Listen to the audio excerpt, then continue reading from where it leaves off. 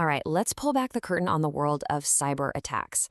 And forget what you've seen in the movies, that hacker in a dark hoodie furiously typing green code. The reality, it's often way more methodical. We're going to walk through the actual playbook they use to break into systems. So, that's the big question, right? How do they really do it? Well, it's not some kind of digital magic. It's all about finding and exploiting vulnerabilities in ways that are, believe it or not, pretty predictable. We've got to get past the stereotypes to really understand the strategies at play. Exactly. It is not magic, it's a playbook.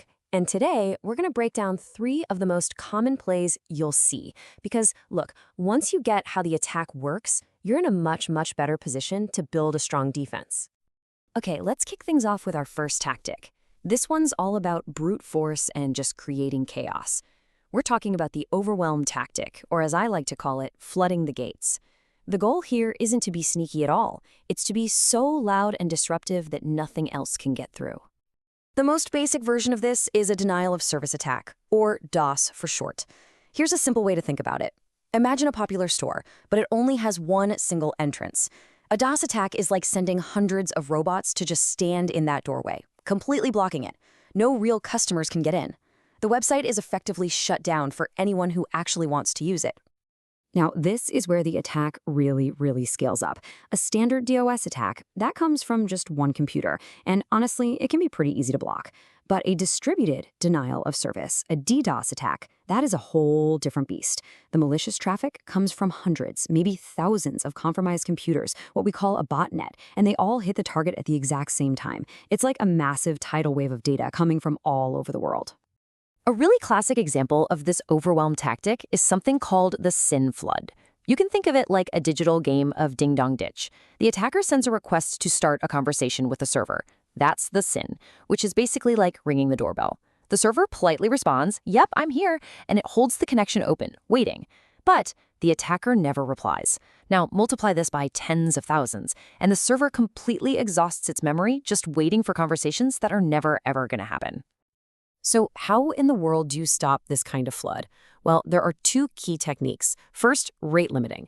This acts kind of like a bouncer at a club, controlling how many requests can come in from any one place at a time. And then there's something called SYN cookies. This is a super clever cryptographic trick that lets a server check if connection request is legit without having to use up its precious memory. It, in effect, learns to ignore all those prank doorbell rings. Okay, so if that first tactic was all about being loud and obvious, this next one is the total opposite. It's all about deception. Welcome to the impersonation game, where an attacker's whole goal is to wear a digital mask and pretend to be someone or something they are absolutely not. And the core concept here is called spoofing. See, every single device on a network has an address, like a MAC address or an IP address. Spoofing is when an attacker fakes that address. It's like putting a trusted return address on a malicious package. The network's defenses might just let it right through because, hey, it looks like it's coming from a friend. Now, this is where things get really insidious. What happens when the attacker isn't on the other side of the planet, but they're sitting right next to you at the coffee shop on the very same public Wi-Fi network? That's when this whole impersonation thing becomes incredibly dangerous. This exact scenario opens the door for a classic man-in-the-middle attack called ARP poisoning. Once the attacker is on your local network, they can basically shout out 2 different lies. To your laptop, they say, "Hey, I'm the Wi-Fi router. Send all your internet traffic to me." And at the same time, they tell the actual router, "Hey, I'm that person's laptop. Send all of their traffic to me." And what's the result? All of your data, everything, now flows directly through the attacker's machine, where they can see, copy, and steal anything they want. Defending against this kind of thing requires layers. Sure, you've got technical stuff like intrusion detection systems that can help spot this, but the most crucial defense, by far, is encryption. This is why you always look for that little lock icon and HTTPS in your browser. Because even if an attacker manages to intercept your data, strong encryption means all they'll see is scrambled, completely useless garbage.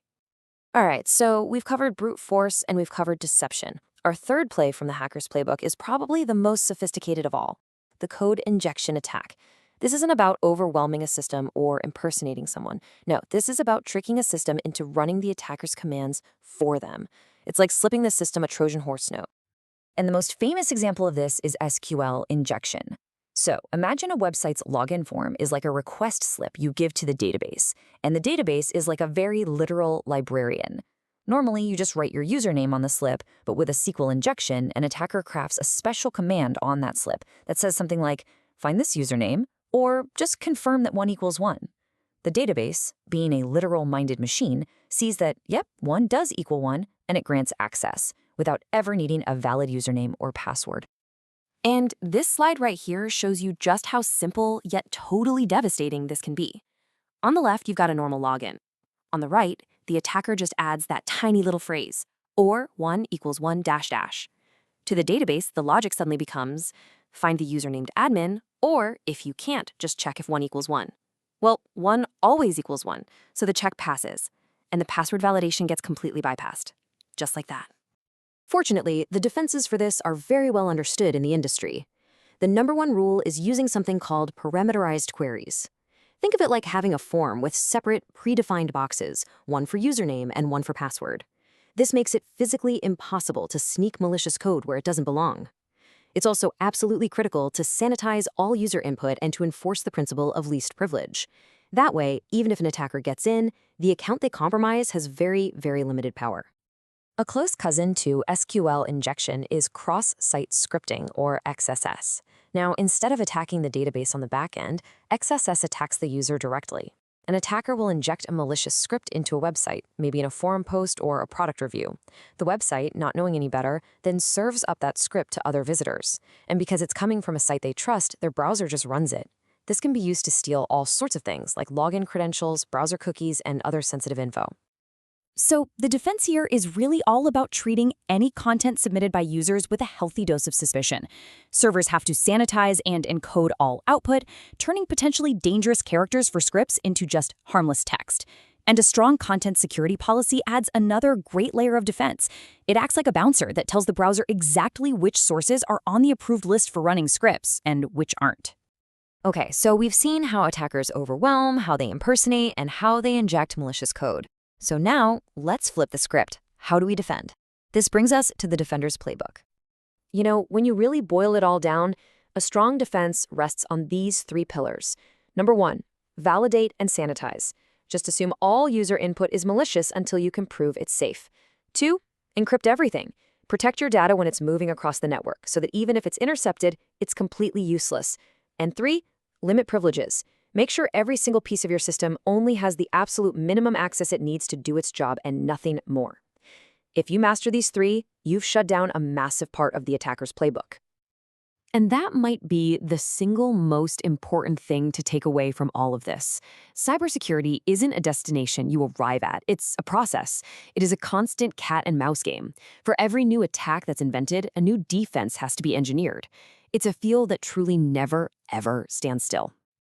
Which really leads to a final question. We've talked about all these technical attacks against servers and networks and databases. But in a world where everything and everyone is connected all the time, what is our single greatest vulnerability? Something to think about. Thanks for tuning in.